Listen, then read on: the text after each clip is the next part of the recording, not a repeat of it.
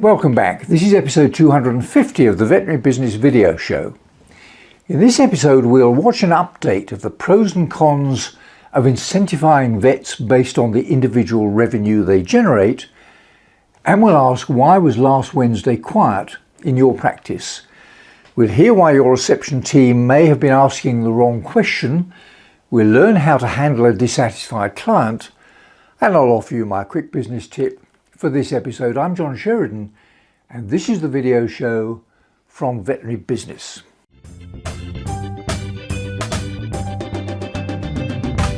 My first visit to the United States was in 1967, when I spent 4 weeks on a study tour taking in the Animal Medical Center in New York, the vet school at Penn University in Philadelphia, Dr. Prezoon's Veterinary Hospital in Chicago, and the home of Frank Booth, at that time Secretary of the AAHA.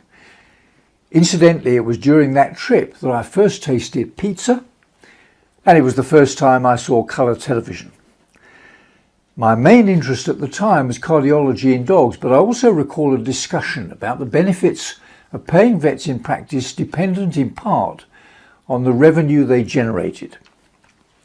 Here's a clip more than 50 years later in which Joel Parker updates the pros and cons of ProSal in veterinary practice.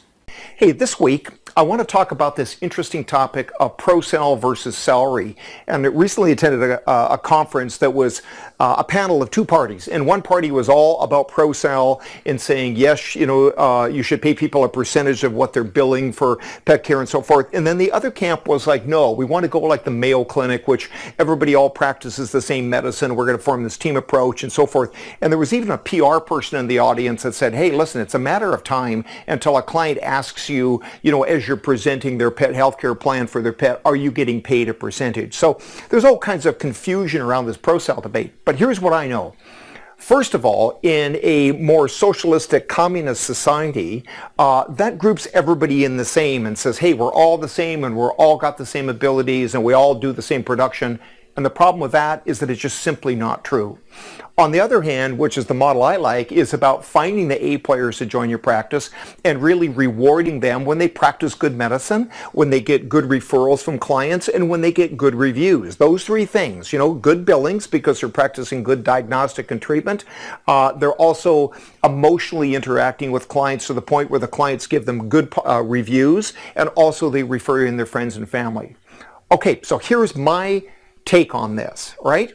Let's do a hybrid version of the ProSal, which basically starts off with a salary here of, let's say, 80 to 100,000 a year, somewhere in there. Everybody gets paid the same salary, and it is prorated, adjusted on how many hours a week the person's working. So if you're a part-time mom or a part-time dad and you're working 20 hours a week, then you would make 40,000 a year. That's salary, okay? Everybody works as a team, but then every quarter, okay, and provided that we've got the DVM expenses less than 22%, that's a really key thing as well. So ideally, those salaries of $80,000 or $100,000 would be coming in at maybe 18 or 19% of the gross income of the practice. And then every quarter, you total everything up. You then create a spreadsheet of all your veterinarians, and you'll look to see who was billing the highest, who, even despite working 20 hours a week or working a part-time schedule, got really great referrals in from friends and family, and who also, even on a part-time schedule or full-time schedule, regardless of schedule, is getting lots of positive reviews. And from there, you can take that excess money, let's say that this salary is coming here at 18%, and you want to keep it below 22, then we can work out a quarterly bonus up to 22%. We take that extra 4% and we bonus it out. And this then goes into a spreadsheet and looks at really the contributions of the people you've got working for you.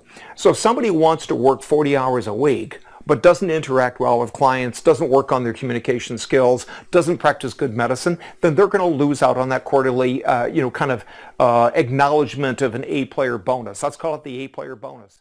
Now let's see who's on the video show soapbox. This is the last episode of the Veterinary Business Video Show, at least for the current series.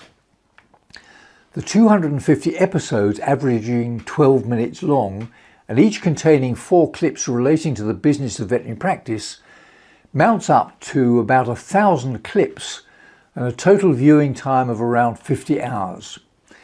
You can take a look at any or all of the archived episodes on my veterinarybusiness.org website. I will of course continue with my video blogs and add content to our membership website. And I'm beginning to plan one or more online courses on practice and business management issues.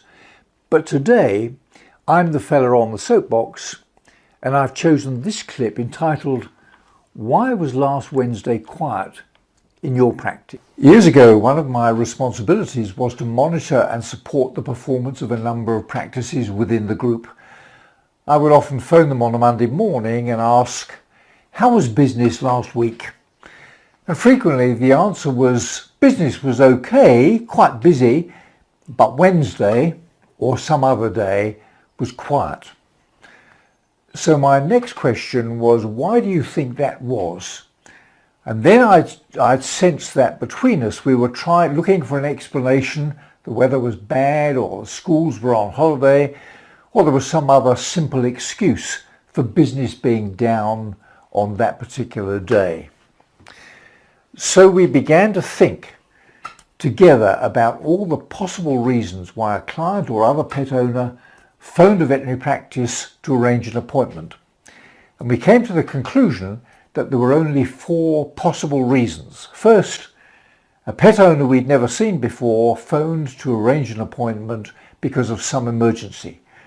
The cat had been sick, or the dog had been run over, or something similar. Second, because an existing client who phoned for a similar unexpected reason.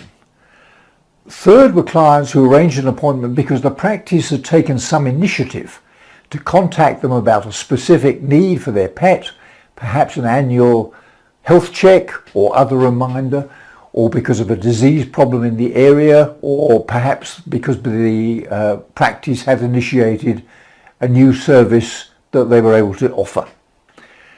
Then the fourth possible reason was because an individual in the practice, maybe a vet or a nurse, had recommended that we need to see Charlie next Tuesday or Wednesday to review the treatment, assess progress, or arrange a further investigation or procedure. So I asked the practice managers in several practices to record which of these 4 categories were the trigger for an appointment being arranged for the next 100 consecutive consultations. The detailed results were of course different for every practice, but the consistent finding was that in every single case, 60% or sometimes more of all the appointments were made as a result of some specific initiative on the part of the practice as a whole, or as a result of some specific recommendation by a member of the practice team about a specific issue affecting a specific animal. So last Wednesday wasn't quiet because the weather was bad, or because the schools were on holiday, or some other circumstance outside our control. Last Wednesday was quiet because we simply hadn't planned to make sure that last Wednesday and every other day in the week was busy. Now for a tip from the top in the business world of veterinary practice. Just think for a moment about all the tasks your reception and telephone answering team were involved in on behalf of your practice yesterday. Here's my question. How many times would you guess did one of them ask a client, "Do you want to make an appointment?" You might have said, "I don't know," or perhaps "not often enough." And I would have probably said exactly the same when I was actively involved in practice.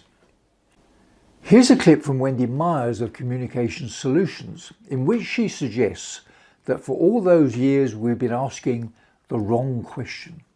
There's a big problem with the question, do you want to make an appointment? Because this yes or no choice could actually lead callers to choose no. After you've asked the specific questions of what medical services the pet will need, which I'll teach you in this class, you need to lead the caller to book now with a yes or yes choice. Say, when can we meet Bella? The doctor could give your new puppy a checkup at 9 a.m. Tuesday or 1 p.m. Wednesday. Which do you prefer? Congratulations, you've welcomed a new client, grew hospital revenue, and best of all, puppy kisses are in your future. Now for my quick business tip for this episode. My quick business tip today was triggered by this clip from Brian Conran with some good advice about handling a dissatisfied veterinary client. We live in a world that is so transparent. Twitter, Facebook, all the different social media. If you have a client that's not happy, you unfortunately are going to have a one-sided story that's going to go out for the rest of the world to see. So take action. Train your staff on how are they going to handle when we do have a complaint identified. The first thing I want you to do is to let them know who it is they should reach out to handle complaints. From there, I want to make sure that empathy and apologies are emphasized. It's one of the worst things that can happen is that we have a staff member that goes on the defensive and tries to defend every action that happened based on the complaint. Offer empathy and offer resolution. I think that's the biggest thing that you can do is offer come to a compromise. I think if you listen to the client, truly to their concerns, find a positive resolution that both parties are going to be happy, and then make sure any necessary changes occur to make sure this doesn't happen again, you're going to find great success. So what's my quick business tip? Well, it's this. Brian's advice makes very good sense. And the only comment I would add, I think, is that a number of clients during my years in practice, clients who were most vociferous in their complaints for perfectly valid reasons, were converted to become the most loyal, long-standing and valuable fans of the practice when their complaints had been listened to and addressed in the way that Brian has outlined. Well, that's about it for now. I'm John Sheridan, and this has been another video show from Veterinary Business. See you next time.